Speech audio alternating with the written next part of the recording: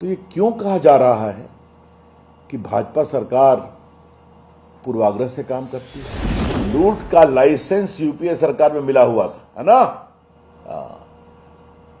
तो उस लूट के कारण जो देश के पैसे की लूट हुई है उसका जवाब तो देना पड़ेगा ना।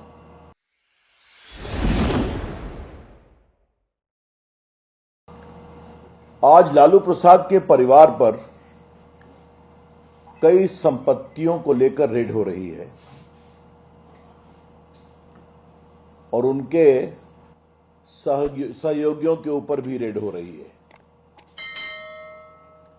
इसको लेकर काफी आलोचना की जा रही है कि भाजपा सरकार के द्वारा राजनीतिक प्रताड़ना के कारण यह सब कार्रवाई हो रही है। तो कुछ रिकॉर्ड को स्ट्रेट करना बहुत जरूरी है।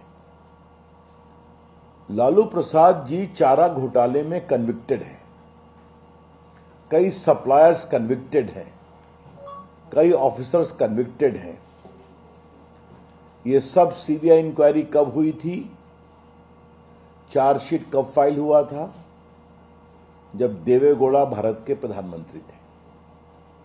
उस सरकार को कौन समर्थन दे रहा था? लालू प्रसाद जी की उस समय की पार्टी। लालू प्रसाद जी मुख्यमंत्री रहते हुए उनका बेल रिजेक्ट हुआ, तब उनकी पत्नी राबड़ी देवी को मुख्यमंत्री बनाया गया। ये कब हुआ? जब देवेगौड़ा प्रधानमंत्री थे और बाद में गुजराल साहब प्रधानमंत्री बने। तो ये क्यों कहा जा रहा है कि भाजपा सरकार पूर्वाग्रह से काम करती है? बाद में अलकतरा घोटाला में भी सजा हुई उनके मंत्रियों को, अफसर्स को। उस समय किसकी सरकार थी? इनकी सरकार थी। बाद में मनमोहन सिंह की सरकार थी, जिसको समर्थन लालू जी की पार्टी कर रही थी।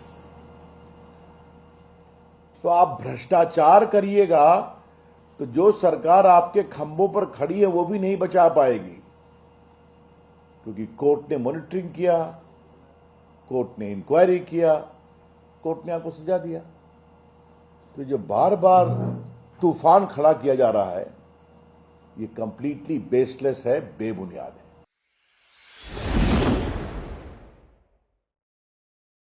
17 में नीतीश कुमार इसलिए अलग हुए थे लालू प्रसाद से, तेजस्वी जी से, क्योंकि इन भ्रष्टाचार के गंभीर आरोपों का जवाब नहीं दिया जा रहा था उस समय के उप मुख्यमंत्री तेजस्वी यादव के द्वारा, इसलिए अलग हो गए। आज मैं ये जरूर सवाल उठाना चाहूंगा कि लालू प्रसाद के परिवार के पास इतनी संपत्ति कहां से आई? इसके सोर्स ऑफ फंडिंग तो बताना पड़ेगा ना आपको। दिल्ली का मकान, दर्जनों प्लॉट राबड़ी जी के नाम, तेजस्वी जी के नाम, लालू जी के नाम। आप पब्लिक सर्वेंट रहे हैं तो इसके सोर्स ऑफ फंडिंग नहीं बनाएंगे। दिल्ली की प्रॉपर्टी, बड़ी बड़ी कंपनियों में शेयर, पटना में बनने वाला बिहार का सबसे बड़ा मॉल, इसकी फंडिंग कहां से आई है ये तो बताना पड़ेगा ना आपको। आप नहीं बताएंगे और खाली आरोप कि राजनीतिक पक्षपात किया जा रहा है।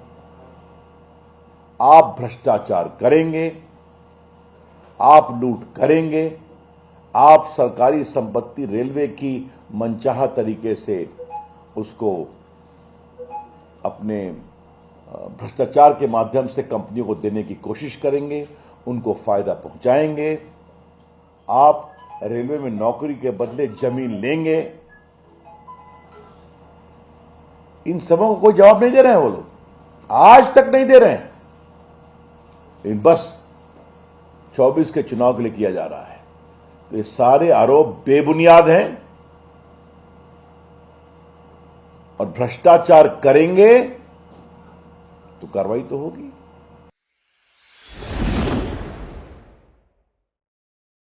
लूट का लाइसेंस यूपीए सरकार में मिला हुआ था, है ना? तो उस लूट के कारण जो देश के पैसे की लूट हुई है उसका जवाब तो देना पड़ेगा ना। ये है गंभीर सवाल। इसीलिए जितने भ्रष्टाचार के मामले थे मैंने सिलसिलेवार बताया, कन्विक्शन हो गया, सजा हो गई। देवगौड़ा साहब थे प्रधानमंत्री, गुजराल साहब थे प्रधानमंत्री, फिर मनमोहन सिंह थे प्रधानमंत्री। तो ये जो सवाल भाजपा से किया जा रहा है मोदी जी से, इसका कोई मतलब नहीं है।